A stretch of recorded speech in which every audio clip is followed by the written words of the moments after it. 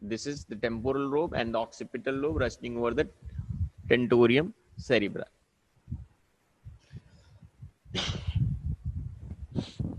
Tentorium cerebri होता है, tentorium cerebelli होता है? सेरेब्रा टेंटोरियम सेरिबेलाई होता है because it's a tent for cerebellum. Yes sir, yes sir. ठीक है. Okay, so now next in this diagram, as I was telling, the deep down there's another lobe called insular lobe or insular region. So to expose that insula, as I was telling you about the operculum that has been all reflected, or you can say they have been dissected out, right? So frontal operculum has been dissected out, right? Parietal operculum has been cut out. Temporal operculum, you can see the margins, they have been cut out.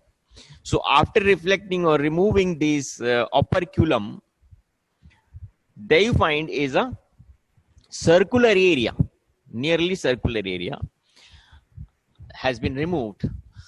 This area now down below, you find again the sulcus and gyri. As it was on the supralateral surface, down also you find this, this was a hidden thing below the operculum. This is again you find is sulcus and gyri, and this area is called insular cortex, right? Insular cortex.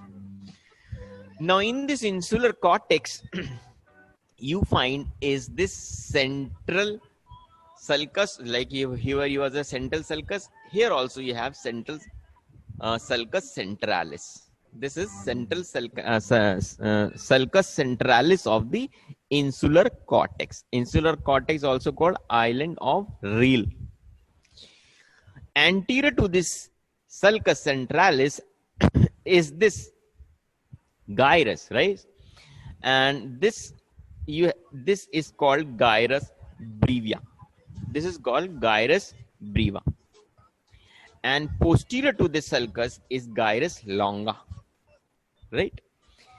So this area here, insular cortex, has been divided by central sulcus into anterior, the smaller gyri, the gyra brevia, and the posterior one, the gyra longa, right?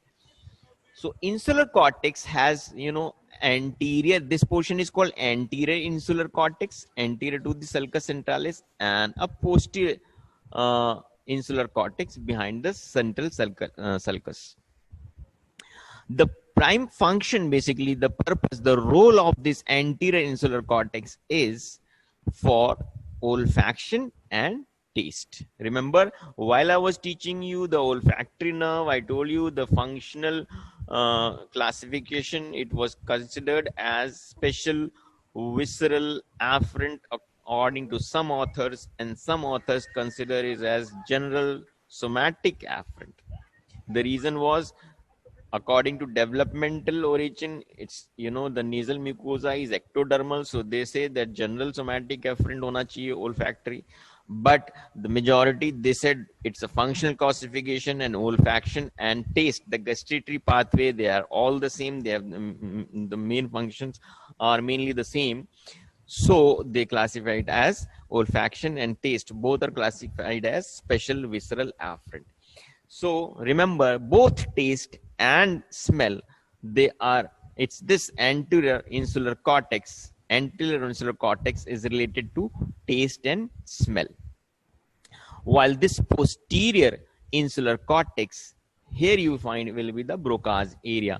So somewhere upon outside to this cerebral, on the cerebral cortex, you find is this portion related to language function. Posterior insular cortex is related to language function, right? Now what will be the afferents and efferents for this? So remember, the afferents for this insular cortex will be from thalamus, and there are nuclei, various nuclei. You'll have to learn them in detail. There's this portion, thalamus and hypothalamus. Let me tell you, it's important both in anatomy and physiology also. In fact, physiology में इसका ज़्यादा role है, ज़्यादा means detail में पढ़ाया जाता है thalamus and hypothalamus. So thalamus में जो ventral posterior nucleus है, that will be the one, the afferents, and MGB, remember, medial geniculate body, and that was related to the auditory pathway. Pulvinar was in relevance with the visual pathway. So these are the afferents, and efferents from this will reach to area 5 and 7 of the cerebral cortex. That's a part of sensory cortex, right? Area 5 and 7. It efferents will also reach to olfactory and to the limbic system and amygdala.